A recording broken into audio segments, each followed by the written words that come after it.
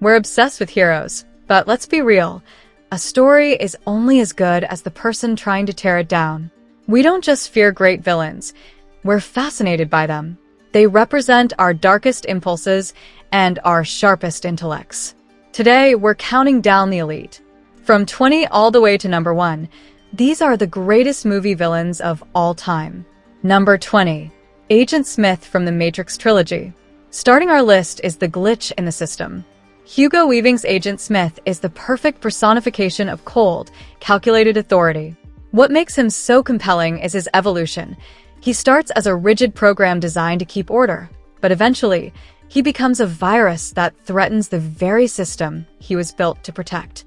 His sheer disgust for humanity, which he famously compares to a virus, gives him a philosophical edge that most CGI-heavy villains lack. He isn't just a physical threat to Neo, he is a psychological one, representing the suffocating nature of conformity. Number 19. Alex DeLarge from A Clockwork Orange. Few villains are as uncomfortable to watch as Alex DeLarge. He is the face of ultraviolence. Malcolm McDowell's performance is haunting because he makes Alex charismatic, intelligent, and completely devoid of empathy. He doesn't have a grand plan to rule the world. He just wants to cause chaos for the sake of his own pleasure. The film's exploration of whether a person can be forced to be good makes Alex a terrifyingly relevant figure in the discussion of free will and morality. Number 18. Amy Dunn from Gone Girl. The modern femme fatale, taken to a brilliant, terrifying extreme. Amy Dunn is a villain who wins through sheer intellect and meticulous planning. Rosamund Pike's portrayal of Amazing Amy is a masterclass in manipulation. She doesn't use a gun or a sword. She uses the media, the law, and her husband's own flaws against him. Her cool girl monologue is iconic, laying bare the performative nature of her life and her refusal to be a victim. She is a villain who reminds us that the most dangerous person in the world might be the one sleeping right next to you. Number 17. Pennywise the Dancing Clown. Whether it's Tim Curry's whimsical terror or Bill Skarsgård's otherworldly physicality, Pennywise is the literal embodiment of fear. As an ancient, transdimensional entity that feeds on the terror of children, Pennywise is a villain that attacks the psyche before the body.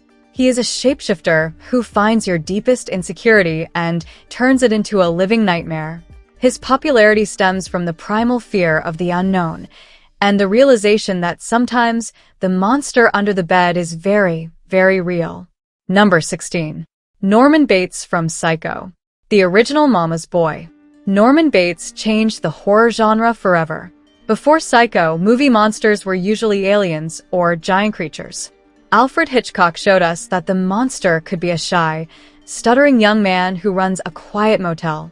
Anthony Perkins' performance is legendary because of its vulnerability. You almost feel sorry for Norman until the final, chilling reveal. He represents the horror of a fractured mind, and his mother persona remains one of the most effective twists in cinematic history. Number 15. Nurse Ratched from One Flew Over the Cuckoo's Nest. Nurse Ratched is a different kind of evil. She doesn't use violence. She uses bureaucracy and psychological emasculation.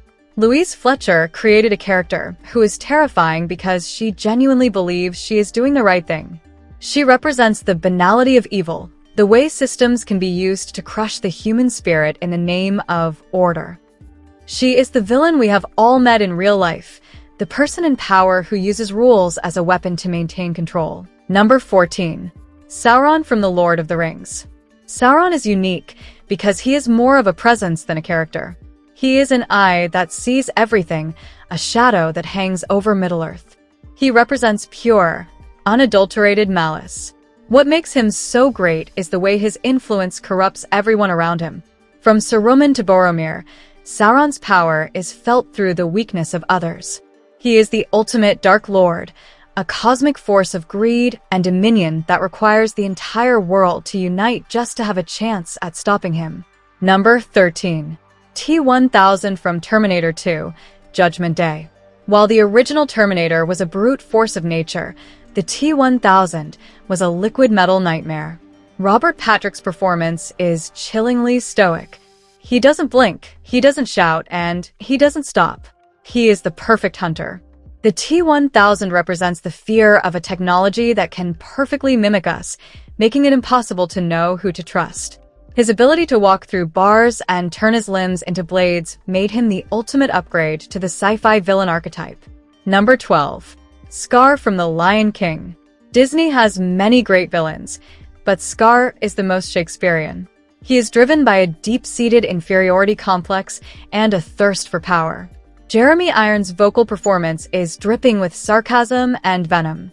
Scar isn't just mean, he's a murderer and a usurper who gaslights his own nephew into thinking he killed his father. His Be Prepared musical number is a masterclass in villainous imagery, channeling real-world propaganda to show his transition from a bitter outcast to a fascist dictator. Number 11. Kaiser Soze from The Usual Suspects. The greatest trick the devil ever pulled was convincing the world he didn't exist. Kaiser Soze is a myth wrapped in a mystery. He is a villain defined by his absence and the terrifying stories told about him. The brilliance of this character lies in the storytelling. He is a man who can manipulate the very narrative we are watching. When the final reveal hits and the limp disappears, you realize you've been played just as much as the characters in the movie. He is the ultimate mastermind. Number 10. Patrick Bateman from American Psycho. Patrick Bateman is the ultimate satire of the hollow man. Christian Bale's performance is a terrifying, hilarious, and deeply unsettling look at corporate vanity. Bateman doesn't kill for a cause. He kills because he is bored and because he is obsessed with fitting in. Whether he's critiquing Huey Lewis and the news or obsessing over the font on a business card, he represents a world where appearance is everything and the soul is non-existent. He is the monster created by a culture of absolute excess. Number 9. Magneto from X-Men franchise. Magneto is a villain who is often right. Forged in the horrors of the Holocaust, Eric Lenscher has seen what happens when humanity fears what it doesn't understand. He isn't interested in evil, he is interested in survival. His rivalry with Charles Xavier is one of the great ideological battles in fiction. He is a tragic, powerful, and deeply human antagonist who reminds us that the line between a freedom fighter and a terrorist is often just a matter of perspective. Number 8. Lord Voldemort from Harry Potter series. The Dark Lord is the personification of the fear of death. Voldemort is so terrified of his own mortality that he literally tore his soul apart. Ralph Fiennes brought a serpentine, high-pitched menace to the role that made Voldemort feel less like a man and more like a ghost that had finally taken shape. He is a terrifying representation of totalitarianism and blood purity, a cold, calculating force that represents the darkness we all hope we never have to face. Number 7. Hans Gruber from Die Hard. Hans Gruber changed action movies forever. Alan Rickman gave us a gentleman villain who was sophisticated, well-dressed, and highly educated. He wasn't a political zealot. He was a thief who realized that if you pretend to be a terrorist, the police will follow a playbook that makes them easier to rob.